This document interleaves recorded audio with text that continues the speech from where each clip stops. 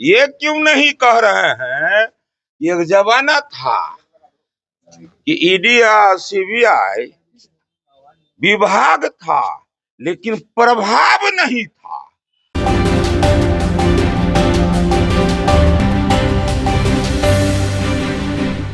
नमस्कार, आप देख रहे हैं रब्जी लाइव न्यूज और मैं हूं आपके साथ निधि सिंह। बिहार सरकार के मंत्री हरीश साहनी से जब बातचीत हुई और उन्होंने कहा सीधे तौर पर बाहुबली अनंत सिंह को अभी भी बीजेपी के तमाम लोग स्वीकार नहीं कर रहे हैं कि वह एक अपराधी हैं और विपक्ष लगातार हमलावर है कहते हुए नजर आ रही है कि बिहार सरकार अपनी गोद में ही लेकर अपराधियों को संरक्षण देते हैं।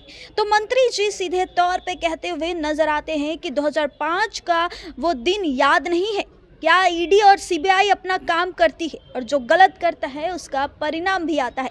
पहले आप इस वीडियो में मंत्री हरीश साहनी के इस पूरी बयान को सुन लें। फल फूल रहे हैं, यही दिखाई दे रहा है। ये क्यों नहीं कह रहे हैं कि एक जमाना था कि ईडी या सीबीआई विभाग था लेकिन प्रभाव नहीं था।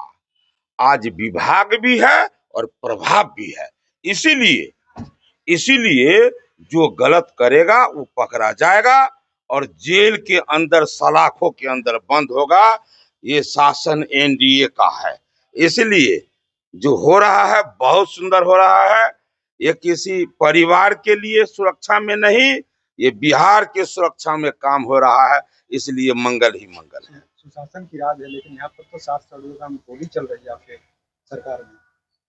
मुकामा में जिस तरीके से गोलियां चल रही जरा याद कीजिए कि कभी इस तरह से गोली का तरतराहट होता था तो कभी कभी नहीं होता था, वो तो प्रतिदिन होता था। लेकिन होने के बाद लोग तरतराहट सुनता था, अंजाम क्या होता था वो कोई नहीं जानता था। आज यदि कभी हुआ भी तो उसका अंजाम भी लोग देखते हैं कि वो व्यक्ति जेल के अंदर है। इसलिए ये घटना कहीं छिटपुट आपको नजर आएगा तो उसका अंजाम भी बिहार के लोगों को मिलता है कि देखने को कि जो अपराधी है, जो अपराध करेंगे वो जेल के अंदर रहेंगे। इसी का नाम सुशासन। सभी डीईओ की जांच की मांग उठी है कि जांच होनी चाहिए, करोड़ों की संपत्ति है, लेकिन कोई एक्शन नहीं हो रहा है, सिर्फ निलंबित की कार्रवाई की गई है। अरे इंतजार कीजिए, थोड़ा सा इंतजार कीजिए। कल कर्पूरी ठाकुर की जयंती था और तेजस्वी यादव कहते हैं कि कर्पूरी भारतीय जनता पार्टी जो है संविधान और आरक्षण विरोधी है, बीजेपी जो है कर्पूरी ठाकुर के सिद्धांतों के विपरीत चलने वाले लोग वो न कर रही है। लेकिन बिहार की जनता, ये बिहार क्या अति पिछड़ा का बेटा, वो क्या समझता है, उसे क्या मिल रहा है और किसके द्वारा मिला है? जो भी कुछ मिला एनडीए के कार्यकाल में मिला। उन लोगों को बोलने का कोई हक है नहीं। लेकिन कुछ लोग हो जाते हैं कि कितनों अनचाहा हो लेकिन वो पूरे होशियारी से बोल लेते हैं। उनमें यही बात है कि कितनों गलत है उनको बोलने में बुरा नहीं लगता है। वो अति पिछड़ा के लिए क्या दिए हैं, कब आरक्षण दिए और कब आरक्षण के साथ रहे, उनसे पूछ लीजिए तब पता चलेगा। एनडीए को जिस समय में, आज हम भी जिला परिषद के अध्यक्ष रहे, मेरे साथ साथ पूरे बिहार में वार्ड मेंबर, पंच, सरपंच, मुखिया, पंचायत समिति, जिला परिषद सदस्य, जिला परिषद अध्यक्ष, प्रमुख, ये जितने जो हुए सब तो आरक्षण का दिन है। ये आरक्षण किसने दिया था? राबड़ी जी, लालू जी, तेजस्वी जी, तो फिर कौन जी?